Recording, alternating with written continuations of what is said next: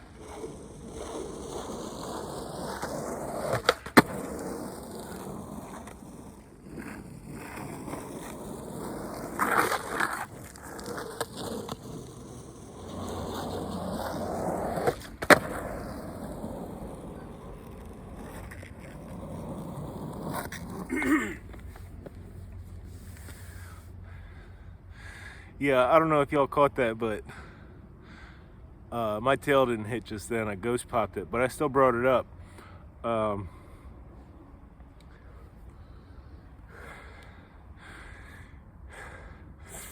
Yeah, I just swapped trucks the other day. I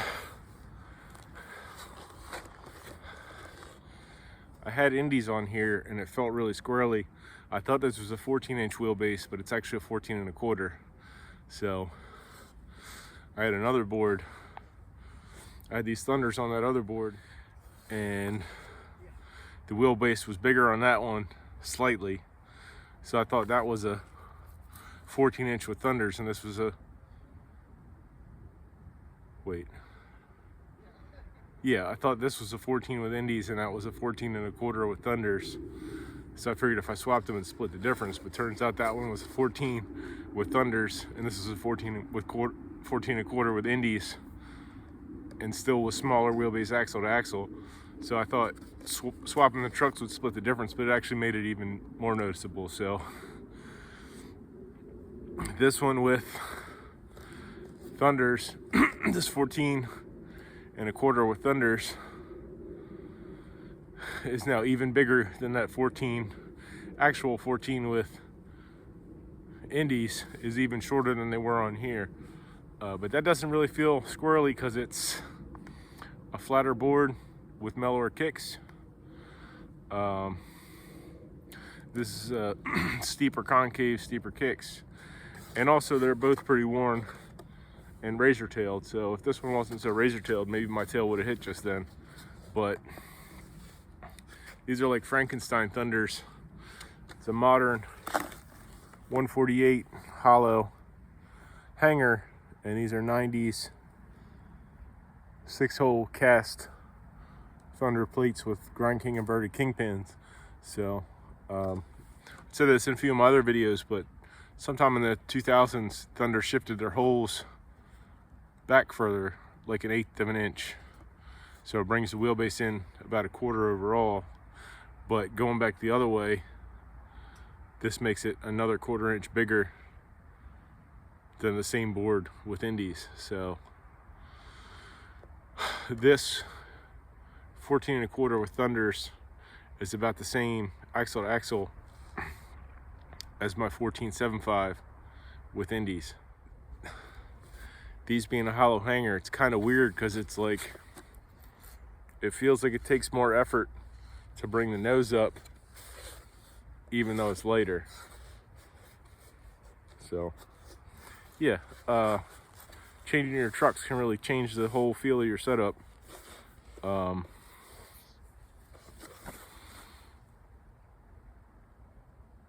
It's worth experimenting if you got a couple different things. If something doesn't feel right, try changing your trucks because it can make a pretty big difference. That said, that 14.7 with 14.75 wheelbase with Indies, even on risers, has an incredibly light pop feel. So I end up choking up, putting my foot deeper in the pocket because it gives me less leverage. So it makes it have a little bit harder pop feel, which is more comfortable.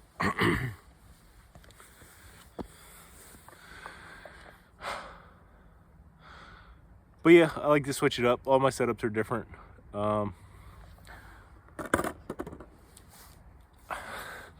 just happy to be back to skating at my age. I'm not really trying to break any records or impress anybody. So while it would probably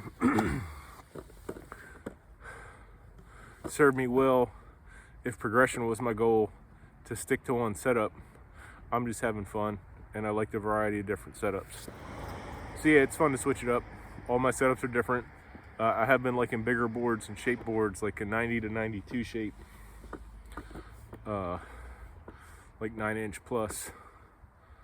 But I got a whole stack of boards inside still from like 7.75 to 8.75 popsicles to get through. But I have been preferring and favoring the 9-inch plus. Which makes sense. I'm 6'3". I mean, I probably should have switched to bigger boards a long time ago, but I pretty much stayed 8 to 8 1/4 since the late 90s and never really tried much or any bigger. Even though I came from like 9-10-inch boards in the 80s.